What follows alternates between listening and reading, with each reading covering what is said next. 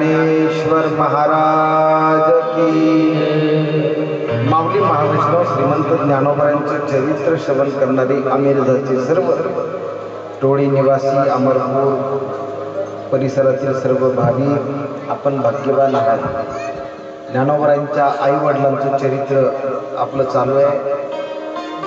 विठ्ठलपंत आणि रुक्मिणीचं लग्न झालं आणि विठ्ठलपंत तीर्थयात्रेला निघून गेले, कारण तीर्थयात्रा राहिल्या होत्या ना. मग असं वर्णन आलेलं आहे, दक्षिणेच गेले होते, तिकडं दक्षिणेची यात्रा केली. दक्षिणेची यात्रेमध्ये काय काय आलं, दक्षिणेत सगळं आलं तिकडं पलीकडे. तिरुपती बालाजी आहे, रामेश्वर आहे, मल्लिकार्जुन आहे, 12 ज्योतिर्लिंगापैकी आणि सगळे तीर्थ केले महाराज. तिथं मल्लिकार्जुनला एक निवृत्तीचं क्षेत्र आहे, निवृत्ती क्षेत्र. त्या क्षेत्रावर सुद्धा विठ्ठलपंतांनी स्नान केलं, तिथं पूजा अर्चा केली, तिथं संकल्पही केला, मला जर कधी मुलगा झाला तर त्या मुलाचं नाव मी तुझं ठेवील निवृत्ती. काय नाव ठेवील, काय नाव ठेवील? अरे बोलत चला तोंडाने, हे नाव तुमच्या तोंडातून आले पाहिजे. निवृत्ती, ज्ञानदेव, सुपान, मुक्ताबाई, हे अक्षर तुमच्या तोंडात आले पाहिजे. विठ्ठलपंताने तिथं नवस केला, देवाला कबूल केलं, मला जर पहिला मुलगा झाला तर त्याचं नाव मी काय ठेवील, निवृत्ती. आता दक्षिण भारतात ते मल्लिकार्जुन जवळ कुठंतरी ते क्षेत्र आहे, त्याला निवृत्ती क्षेत्र म्हणतात. निवृत्ती शब्दाचा अर्थ काय होतो? निवृत्ती. एखादा माणूस रिटायर झाला की त्याला काय म्हणतो आपण, निवृत्त झाला, आहे का नाही? निवृत्त होणं म्हणजे रिकामा होणं, आहे ना. निवृत्त होणं म्हणजे जबाबदारीतून मुक्त होणं, याला काय म्हणायचं, निवृत्त.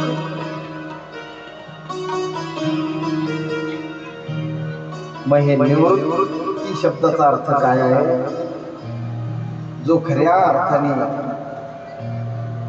राग, लोभ, दंभ, द्वेष, मत्सर या षडरोगांपासून जो निवृत्त झालेला आहे, काम, क्रोध, लोभ, मोह, मद, मत्सर या षड वैर्यापासून जो मुक्त झालेला आहे, त्याला म्हणायचं निवृत्ती. काय म्हणायचं? मोठ्याने बोला, काय म्हणायचं? निवृत्ती. जो निवृत्त झालाय. काम नाही, काम नाही, झालो पायी रिकामा.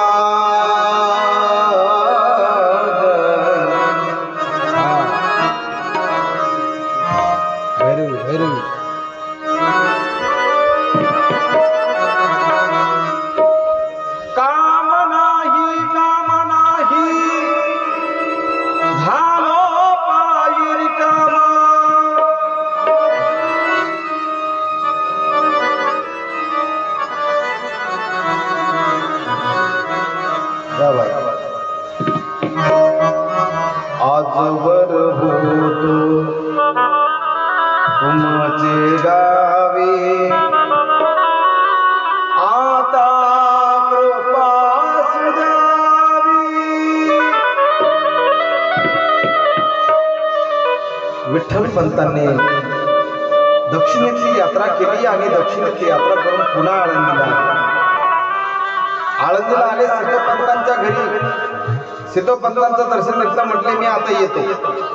सिद्धोपंत म्हटले, अहो येतो, कुठं जाता? अहो म्हटले, किती वर्ष झाले मी तीर्थयात्रा करतोय, आई वडिलांची भेटच नाही ना. पूर्वी यात्रा काही असायची, आई बाबांना भेटतो ना आता. अहो म्हटले भेटतो, पण मग तुमची बायको घेऊन जाणार, म्हणजे लग्न झालं याचा सुद्धा काय झाला, विसर पडलेला आहे. आपलं होईल का? आपल्याला त्यांचा विसर. 5-5 मिनिटाला त्यांचा फोन येतो, माझा कुठं आहे, चौकात असला तरी फोन येतो, कुठं आहे हो, चौकात आहे, येताना लिंबू घेऊन यावं. 5-5 मिनिटाला त्यांचा धाक आहे आपल्याला. पण बघा, परमार्थामध्ये असं मन गुंतलं, असं मन रंगलं महाराज परमार्थामध्ये. विठ्ठलाच्या भक्तीमध्ये एवढे रममान झाले महाराज का प्रपंचाचा विसर पडला मला. ऐसी लागी लगन, अशी लगन लागली पाहिजे का ती सगळं सर्व अंगाचा नवे नवे सर्व संसाराचा विसर पडावा महाराज.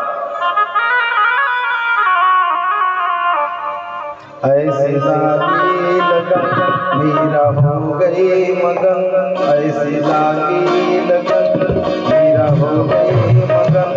वो तो गली गली गली गली गली गली हरि गुण गाने लगी. ऐसी लागी लगन मेरा हो गई मगन, ऐसी लागी लगन मेरा हो गई मगन. वो तो गली गली हरि गुण गाने लगी. महलों में पली मन की जुगन चली, महलों में पली मन की जुगन चली.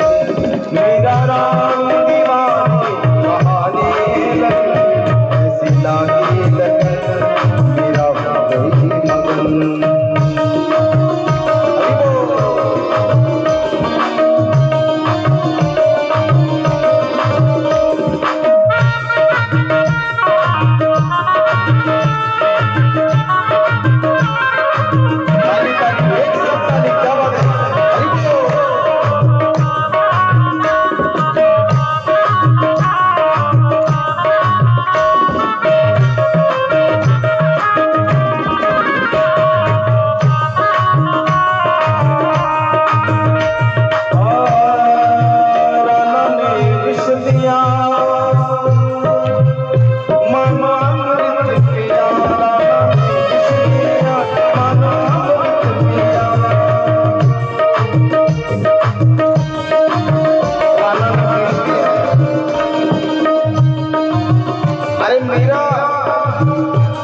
हमेशा कृष्ण कृष्ण कहती है, पागल हो गई है. राणा ने कहा इसे जहर देकर मार दो. राणा ने जहर लाया, जहर विष लाया और मीरा को कहा कि पी ले. हंसते हंसते मीराबाई जहर पी गई. हंसते हंसते मीराबाई ने विष पी लिया. राणा ने विष पिया, मन अमृत पिया. मीरा गोविंद गोपाल गाने लगी. वो तो गली गली हरि गुण गाने लगी. वो तो गली गली हरि गुण गाने लगी. ऐसी लागी लगन मीरा हो गई मगन, ऐसी लागी लगन मीरा हो गई मगन. वो तो गली गली हरि गुण गाने लगी. महलों में पली बन की जुगन चली. मेरा राम दीवानी कहानी लगी. ऐसी लागी लगन, ऐसी लागी लगन, ऐसी लागी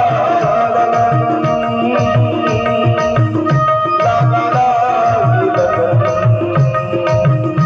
ऐसी लागी लगन, ऐसी लागी लगन मेरा हो गई मगन. संत मीराबाई महाराज की. इस भारतवर्ष की, इस भारतवर्ष की ये सब विदुषाएं माता है. भारतवर्षाच्या या सगळ्या विदुषा स्त्री आहे. ये महामाता आहेत. गार्गी असेल, मैत्रेयी असेल, अनुसया असेल, अनुसुया, तारामती, मंदोदरी, सीता, सत्या, सरस्वती, राणी लक्ष्मीबाई, राजमाता जिजाऊ साहेब, भारतरत्न डॉक्टर बाबासाहेब आंबेडकरांच्या मातोश्री. तिने सुद्धा या महामानवाला जन्म दिला ना. दिला का नाही दिला. ही महाराष्ट्राची भूमी आहे महाराज. इथं छत्रपती अवताराला आले, इथे धर्मवीर संभाजी अवताराला आले. दुरितांचं दुःख ज्यांना पाहावलं नाही त्यांनी संविधानाचं लिखाण केलं ते भारतरत्न विश्वरत्न डॉक्टर बाबासाहेब आंबेडकर याच भूमीमध्ये जन्माला आले. महाराज किती श्रेष्ठ भूमी आपली, याच भूमीमध्ये ते जन्माला आले. म्हणून या भूमीला आपण वंदन करूया, वंदन. याच मातीमध्ये तुकडोजी महाराज आले, याच मातीमध्ये गाडगे बाबा आले. ज्या गाडगे बाबांनी सर्वसामान्य लोकांना, अडाणी लोकांना सुद्धा सांगितलं की स्वच्छता, अगोदर स्वच्छता करा तर देव येईल, नाही तर देव येणार. स्वतः गाडगे बाबा झाडू घ्यायचे, गावामध्ये झाडायला लागायचे. लोक विचारायचे माता मावल्या, अरे बाबा का झाडतोस तू, कुठंच नालास तू? ते म्हणायचे तुम्हाला माहित नाही का हो, संध्याकाळी लय मोठा महाराज येणार आहे तुमच्या गावात, त्याचं कीर्तन आहे म्हणून मी झाडलोट करतो, साफसफाई करतो. आणि संध्याकाळी पाहतो तोच बाबा कीर्तनाले उभा. ती माता माऊली म्हणायची बाप रे बाप, बाप्पा हा तर सकाळी झाडायला हाच होता. अध्यात्माची सुरुवात ही स्वच्छतेपासून होते. ध्यानपूर्वक लक्षपूर्वक काय करायचं. आणि त्यांनी टाळी वाजवता वाजवता देखील नुसती टाळी वाजवून भजन करा नाही सांगितलं. आपलं कर्तव्य कर्म करा, काम करा. कामामध्ये काम काही म्हणा, राम राम. काम धंदा सोडून द्यायचा, नुसतं भजन करत बसायचं असं नाही. काम करता करता तुम्ही मुखामध्ये राम म्हणा, हे संतांनी सांगितलं. गोपाला गोपाला देवकी नंदन गोपाला, गोपाला गोपाला देवकी नंदन गोपाला.